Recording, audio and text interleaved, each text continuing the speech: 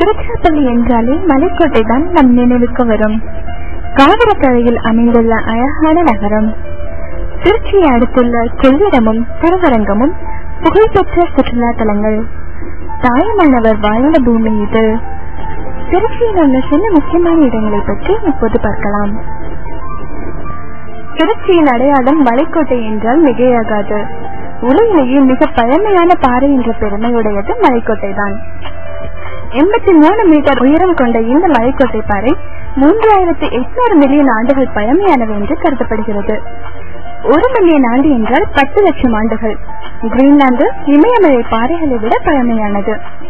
344 படிகள் கொண்ட பாறையில் ஏறி சென்றால் ஏசி பிறப்பதற்கு 3 நூற்றாண்டுகளுக்கு முன்பே செதுக்கப்பட்ட கல்வெட்டுக்களை காணலாம். திருச்சி மலைக்கோட்டை கடந்த 6ஆம் நூற்றாண்டில் வாழ்ந்த குணபரன் என்ற மகேந்திரவர்ம பல்லவர் ஆட்சியில் கட்டப்பட்டதாக கல்வெட்டு செய்தி கூறுகிறது. இக்கோயிலின் கீழ் உள்ள தாயுமானவர் கோயில் தேவார பாடல் பெற்ற சிவத்தலங்களில் ஒன்று. மலைக்கோட்டை அடிவாரத்தில் உள்ள தெப்பக்குளத்தில் தெப்ப திருவிழா நடக்கும். இதன் அருகே ஆங்கில தளபதி ராபர்ட் கிளைவ் வாழ்ந்த இல்லம் தற்போது அருங்காட்சியகமாக உள்ளது. இங்கு சிறந்த சிற்பங்கள், வெண்கல சிலைகள் உள்ளன. திருச்சியின் மற்றொரு சிறப்புமிக்க தலம் திருவரங்கம் அரங்கநாத சுவாமி கோயில் தலமாகும். காவிரி ஆற்றினால் சூழப்பட்டதும் மிகப்பெரிய அரங்கநாத சுவாமி கோயிலின் 7 சுற்று மதில்களுக்குள் அமைந்துள்ளதுமான திருவரங்கம் அல்லது ஸ்ரீரங்கம் என்னும் ஊர் 600 ஏக்கர் பரப்பளவு கொண்ட ஒரு தீவு நகரமாகும். இச்சுற்று மதில்களில் வாயில்களாக 21 கோபுரங்கள் அமைக்கப்பட்டுள்ளன. இவற்றில் மிக பெரிதான ராஜகோபுரம் 72 மீட்டர் உயரத்துடன் தென்னிந்தியாவிலேயே மிகப்பெரிய கோபுரமாக விளங்குகின்றது. இந்த கோபுரம் 13 அடுக்குகள் கொண்டது. மற்ற கோபுரங்கள் அனைத்துமே 14 மற்றும் 17ஆம் நூற்றாண்டில் கட்டப்பட்டவை. தொடக்க காலத்தில் சாதாரணமாக இருந்த இக்கோயிலை சோழர்கள், சேரர்கள், பாண்டியர்கள், ஹெய்சலர்கள், விஜயநகர அரசர்கள், மதுரை நாயக்கர்கள் என்று அடுத்தடுத்து வந்த பல்வேறு மன்னர்களும் விரிவுபடுத்தி கட்டியுள்ளனர். கரிகால் சோழனால் கட்டப்பட்ட மிகப்பெரிய அணை கல்லணை. 329 மீட்டர் நீளமும் 20 மீட்டர் அகலமும் கொண்ட இந்த அணை இப்போதும் பயன்பாட்டில் உள்ளது.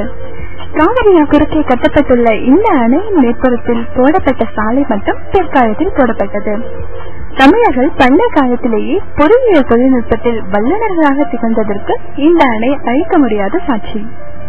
கல்லணையின் நீளம் 1080 அடி, அகலம் 66 அடி, உயரம் 18 அடி. இது நெருங்கி வளைந்த அமைப்புடன் காணப்படுகிறது. கல்லும் களிமண்ணும் மட்டுமே சேர்ந்த ஒரு அமைப்பு 1900 ஆண்டுகளுக்கு மேலாக காவிரி வெள்ளத்தை தடுத்து நிறுத்தி வருவது அதிசயமே ஆகும். 1839 அணையின் மீது பாலம் ஒன்று கட்டப்பட்டது. பல இடங்களில் இருந்து தினந்தோறும் ஏராளமானோர் இவ்வணையை காண வருவதால் இது ஒரு சுற்றுலா தலமாகவும் விளங்குகிறது. திருச்சி பாரதிதாசன் சாலையில் அமைந்துள்ள அரசு அருங்காட்சியகத்தில் மாவீரர், புத்தர், விஷ்ணு சிலை உள்ளிட்ட பல அற்புதங்கள் காட்சிக்கு உள்ளன. பல நூற்றாண்டுகள் பழமையான அரிய கற்சிற்பங்களும், கலைப்பொருட்களும், பதங்கப்பட்ட விளையாட்டு பொருட்களும், கற்கால கருவிகளும், ஓலைச்சுவடிகளும் இங்கு காட்சிக்கு வைக்கப்பட்டுள்ளன. வெள்ளி என்று மட்டும் விடுமுறை. திருச்சி மலைக்கோட்டை தெப்பக்குளத்திற்கு அருகே அமைந்துள்ளது சர்ச் ஆஃப் லேடி லார்டஸ் தேவாலயம். தெற்கு பிரான்சில் உள்ள உலக புகழ்பெற்ற பசிலிகா ஆஃப் லார்டஸ் தேவாலயத்தின் அசல் வார்ப்பாக உள்ளது. கிபி 1212ஆம் ஆண்டு கட்டப்பட்ட இந்த தேவாலயம் கிறிஸ்தவர்களின் புனித தலமாக விளங்குகிறது. திருச்சியில் இருந்து 18 கிலோமீட்டர் தொலைவில் உள்ளது முக்கொம்பு அணைக்கட்டு. காவிரியின் நடுவில் தீவு போல உள்ள ஸ்ரீரங்கத்தின் தலைப்பகுதியில் 3 பிரிவுகளாக கட்டப்பட்டுள்ள அணைக்கட்டின் நீளம் 685 மீட்டர்.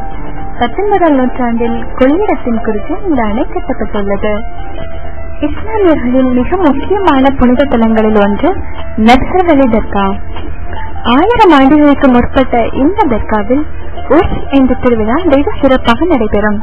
திருச்சி மாநகரத்தின் கோட்டை பகுதியில் உள்ள இது தென்னிந்தியாவிலேயே சிறப்பான கட்டடக்கலை வேலைப்பாடுகளுடன் அமைந்துள்ளது. இதன் வட்டமான கூரை கும்பம் கண்ணை கவரும் விதத்தில் காட்சியளிக்கிறது. இந்த கூம்பிய தாமரை போன்ற வேலைப்பாடு இந்தோ சாரசானிய சிற்பக்கலையின் பிரதிபலிப்பாகும்.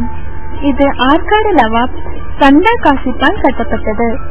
ஹோலிகிராஸ் கல்லூரிக்கு பின்பக்கத்தில் அமைந்துள்ளது. ஆதியில் இந்த தர்கா இருந்த இடத்தில் ஒரு சிவன் கோயில் இருந்தது. அதற்கு சான்றாக இன்று தர்காவின் கருவறையில் லிங்கம் ஒன்று இருப்பதை காணலாம். திருச்சி விமான நிலையம் இந்தியாவில் உள்ள பழமையான விமான நிலையங்களில் ஒன்றாகும். முதலில் ஸ்ரீலங்கன் ஏர்லைன்ஸ், இந்தியன் ஏர்லைன்ஸ் போன்ற விமான நிறுவனங்கள் விமான சேவையை இயக்க தொடங்கின.